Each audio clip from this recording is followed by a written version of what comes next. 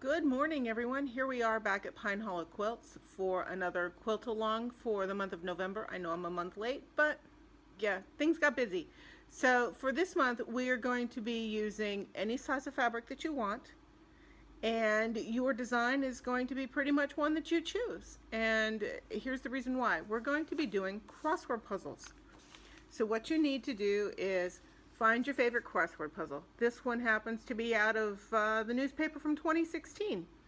It attracted me just because of the layout of the whites and black squares. So this is the quilt that I'm going to be doing. The fabric that I'm going to be using are charm packs. I happen to have 5 here from the same line, and I'm going to use those, and those are going to go. So my charm square, my charm squares are going to go in my white blocks. And to pair with that for the black blocks, I went with some white yardage that I have and just cut it into 5-inch squares. This is going to be easy because you can use any size squares. I just happen to have the charm squares. If you wanted to use 2 different yardages, you could use that and just cut it into the size that you want. 4 inches, 3 inches. It depends on whatever size you want your quilt to come out. So we're going to look at, and I have to get used to doing this, we are going to look at this specific crossword puzzle. And one of these days I'll get better with the videotaping. So to figure out what you need, you count across and count down. That's going to give you your overall blocks. And this one has 168 total squares. So take 168 and multiply that by whatever your finished size is going to be. Mine's going to be 4.5, and I don't have the calculator, but this is going to be a nice size lap quilt. If you want it smaller, cut your squares smaller if you're using yardage or scraps. This is a perfect scrappy quilt.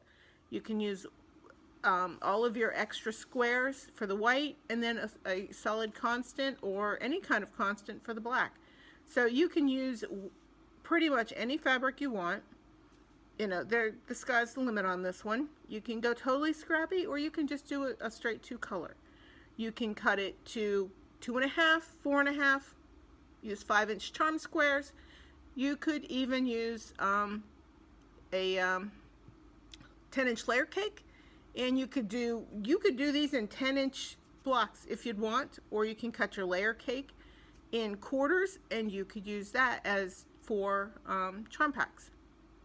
So your fabric requirements are going to be different on every single one because nobody's going to have the same distribution of the white and black squares. Every puzzle is going to be different, and that's what's so unique about this.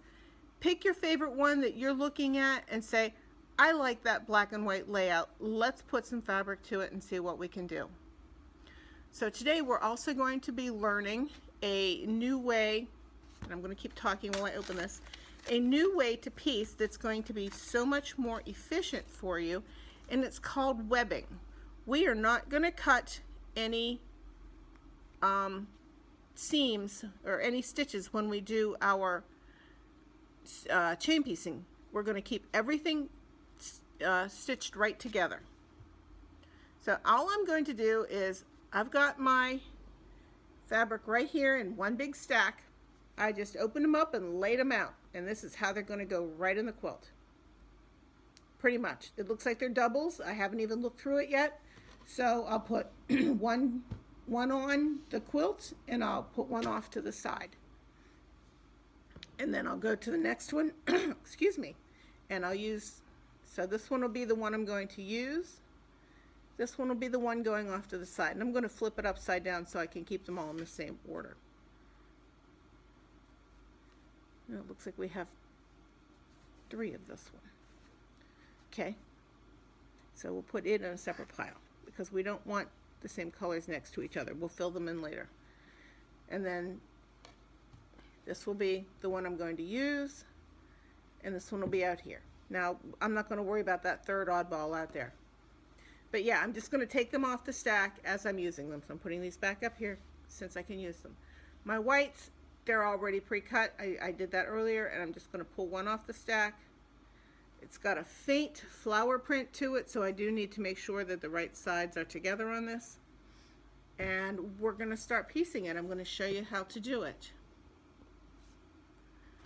So the first thing you need to do is you're going to sew down your first two columns. You're going to pair your first one and your second one, your first one and your second one, the whole way down. And you're going to piece these first two rows. You're going to chain piece them right together. So here goes that. My first one is a black on row 1, so that's going to be my white, and the second one is a white square for a word square, so that's going to be a piece of my colored fabric. So here we go. One of these days, one of my genius family members will teach me how to do this properly or become my video editor, so we'll wait and see how that happens. But we're going to chain piece right down. And when you're doing this, your first square is always going to be underneath. So when you're sewing 1 and 2 together, one's going to be down. Later on, you're going to add in column 3. Column 3 is going to be on top. So as you add the next column, that's going to be the one that you're putting on top as you stitch. So let's keep going down. My next two should be 2 colored ones. So I picked 2 colored ones off the top. I've got a couple of duplicates here, so we'll move the duplicates out of the way. And we're going to keep right on going.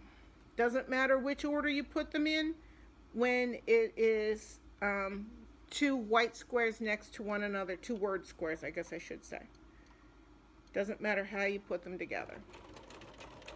And this is going to, even though I'm using charm packs, it's going to come out totally scrappy because I'm doing it that way. Okay, next square, because the third row starts out with 2 word colors. We're going to do 2 of those. Okay, gotta find a color here that's not quite as duplicated.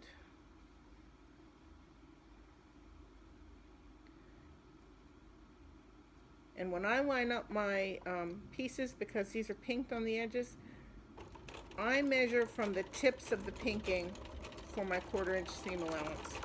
You can measure from the base of the pinking if you'd like to, completely up to you. Needle down for ease. And as you can see out here, they're still together. This is just normal chain piecing. Okay, so we're on to our 4th row. 1, 2, 3, 4. Again, 2 colors. Just use that one, so I'm not going to use that one again. So we'll pull in this one, and let's see. These are duplicates. Yeah, we get to start with a green. Pretty. So we'll put these 2 together. Even though, you know, one's a little lighter than the other one, shading doesn't matter on this. It's all personal choice. If you don't like the lighter ones in, you can pull those out.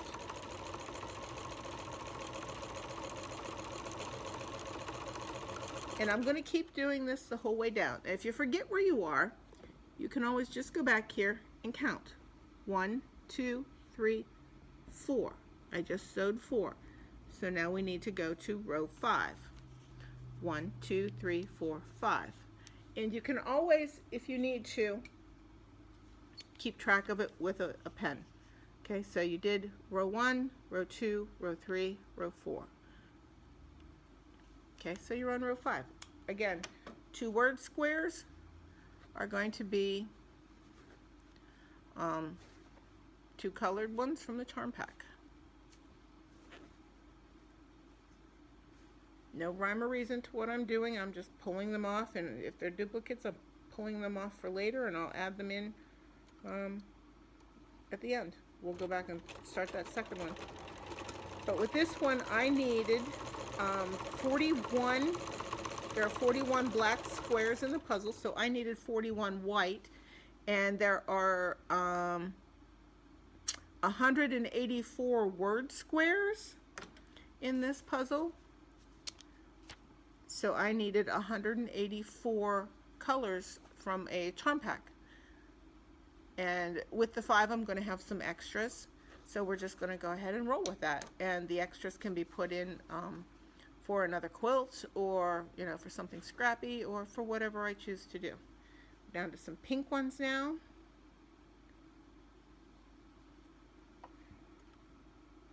And as soon as I hit the top of the next charm pack, which is going to be those pink squares, the pink florals again, I'm going to go back and just throw in some of my duplicates and match them up from the first one before I start on the second one. Okay, so there's that one. So again, 1, 2, 3, 4, 5, 6. 1, 2, 3, 4, 5, 6. I just finished that one. Okay, now the next one is 2 black squares on my puzzle, so that is going to be 2 white squares of my fabric that I cut, that I chose. Like I said, this is a white on white print. They're flowers, so they match in with everything that I have, and it's going to end up looking super nice when I'm done. I don't have the pinking, so I can just sew a normal straight seam.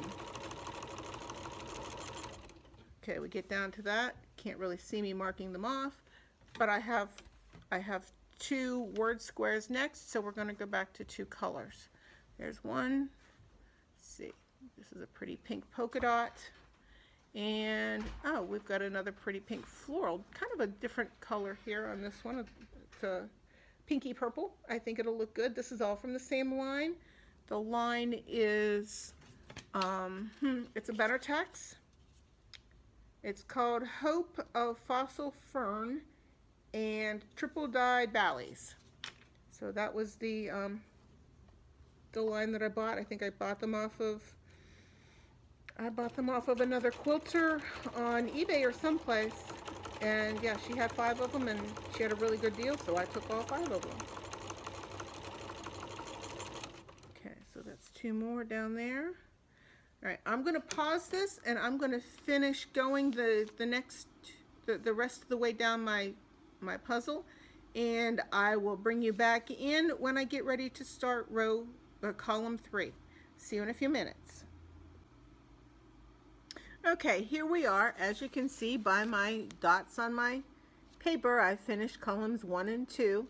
I've even numbered them at the top to make it a little easier to see where I was going, and so that you could see what I was doing. So we've got that, and we're all finished over here. This was my bottom one. As you can see, my bottom one on column 1 should be a white, and it will be because column 1 is always down. So we're going to pull these down to the very end, the very beginning, I guess I should say, and we're back to number 1. Okay, this was column 1. This was column 1. This is column 2 in row 1 going across. So we're going to open it up, 1 and 2. Here we have it matched, 1 and 2. So my next one to go on is going to be column 3. We're going to add all of column 3. Here we go. All of column 3 to this big long set that we just sewed together. So here we go.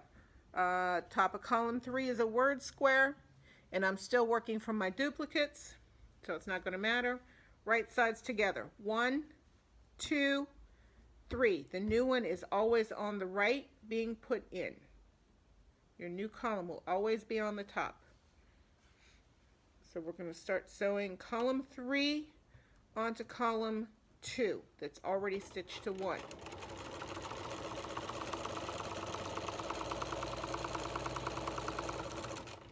As you can see, it is still chain pieced together. I did not cut any of these threads. This is still together, and this is all still together down here. This is going to be webbed. Okay, when we get done with all of our columns, stitching them on vertically, we're going to have it all here, and it's all going to be connected. And then what we're going to do is we're going to flip it the other way, and we're going to sew all the horizontal seams, and we'll do another clip to show that one. Okay, where'd my pen go? Oh, there it is. Okay, so we've just added that one. My next one is also a word square. So we're going to take one of these duplicates from the first pack. I haven't even touched the second charm pack yet. So 1, 2, 3. And we're going to add 3. Oops.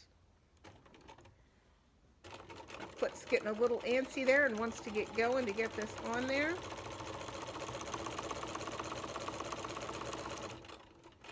Okay, 3 is on. Okay, the next one is a white one. So we've got 2 word squares and a white one. 2 word squares. And we're going to add one of my white ones this time. Right sides together as always.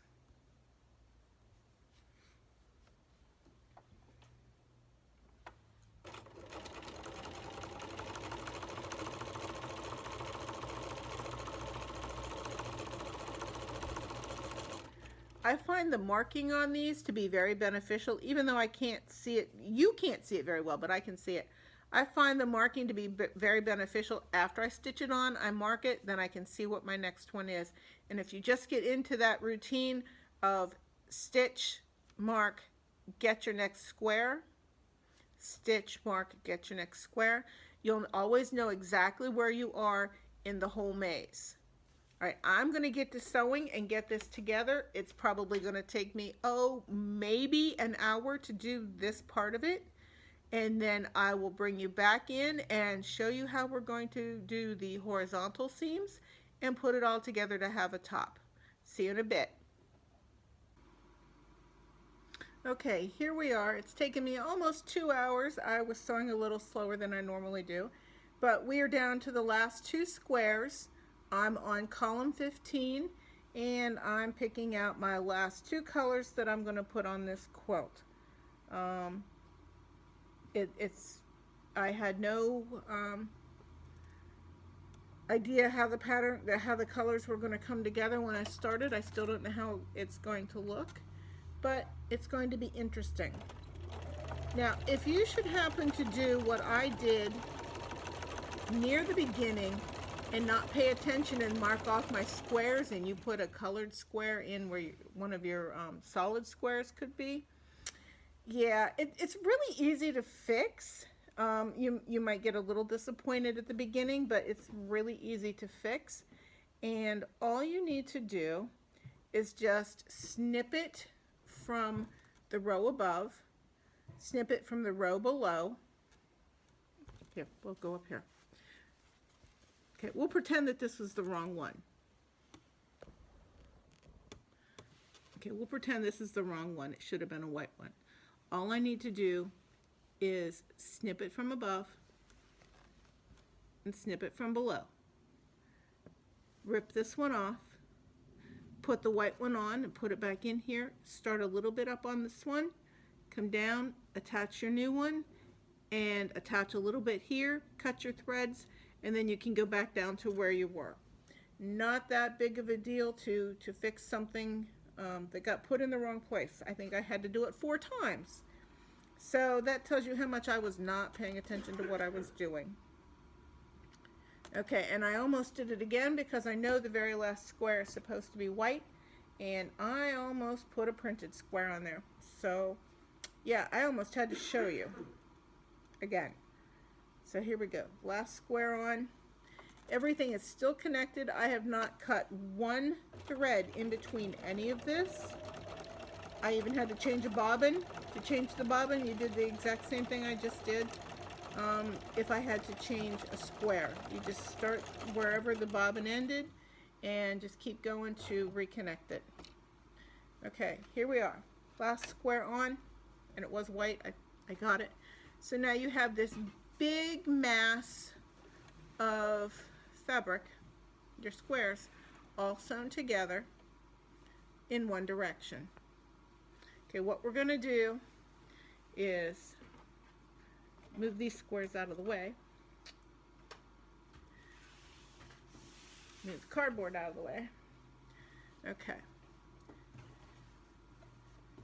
Let's not get anything caught under the presser foot. Okay. I have knobs on my cabinet. Okay, so what we're going to do, this is the top, and you know it's the top because this is where all of your starting threads were when you started the row. So we're going to turn that to the left. Starting threads are over here. This would be the side, and we're going to turn it till we come down to the very end. And yeah, it looks like a big jumble, but that's okay. You'll get it there. I know my end one was a white one, so there it is. So this is the bottom of the quilt. Let me move this back over here so you can see. Don't need to see me. We're looking at fabric today. Okay, so this is actually the bottom of the quilt because it's all stitched together. This is that corner, and this is where we're going to sew the other rows. So you're going to take your last one and fold it over. Okay, so remember your top of the quilt is way over here at this end. Okay, we're going to sew these open spaces together, and mine keeps sliding off. So take your bottom row, and yes, we're sewing rows this time. Last time we sewed columns. We're going to line it up, and we're going to start sewing. There's no need to press on any of this because as you're going to not worry about all this extra mess, but it's in the way. What you're going to do is line it up. Use the camera so you can see what I'm talking about. There we go. Sorry about my arm. Line it up. And my first row, I always make sure the nesting seam goes up. So I'm going to get it started here just a little bit. Trying to get you a good angle so that you can see. There we go. Maybe. Okay, so get it started.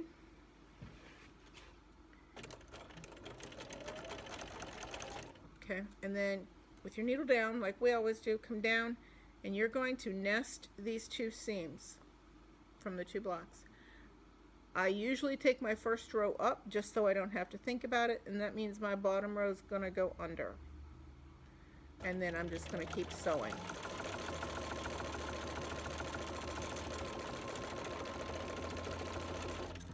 When you get over that seam, come down to the next one and do the next lineup.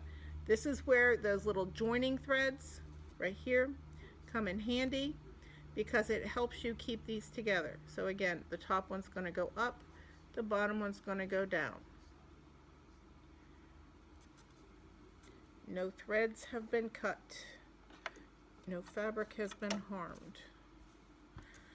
We just put it all into one big piece. And you're just going to keep doing this the whole way down. When you get to the bottom,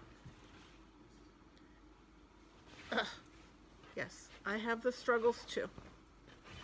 When you get to the bottom, and actually what I'm going to do is take this out so that I can show you. Okay, so you have row whatever it was and the one above it. Then you're going to come over here to the next one that's free where the next space is, and you're going to start sewing these ones the same way. Line them up and go down. So now what you have completed is on top. These are all sewn together. Okay, the open ones are down here. And that didn't cut. Okay, so line these up. We're going to put them under and start them down. Yes, I can go back and fix anything, and you can too. It's that easy. There's no magic to this. Okay, we'll get it started. We're going to line it up. And I can look over here at this seam and see that this seam went down. And so that my seams stay straight, I'm going to put my top one down this time And when I nest it with the bottom one's going to go up. So it will nest right in there, like so, lined up nicely. And we're going to stitch that down.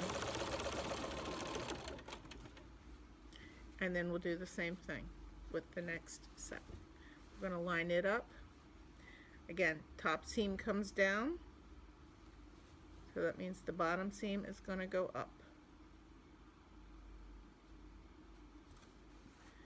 Keep it straight.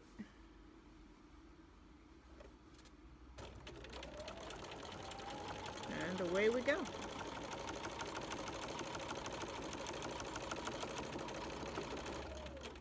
And you're going to continue building the rest of this together in this very same fashion. The previous row is going to be stitched together on top, and the rows that you need to stitch together are going to be on the bottom. So as you go, you're going to have the majority of your work on top once you get down to the other end, and you're just going to have one little block underneath. And once we get that done, I will bring you back and I will show you the completed top. Okay everyone, remember this crossword puzzle that we were basing our quilt off of? There you can see some of the squares. It is done. And I will give you a full view here and as I back up without tripping and killing myself. There you go.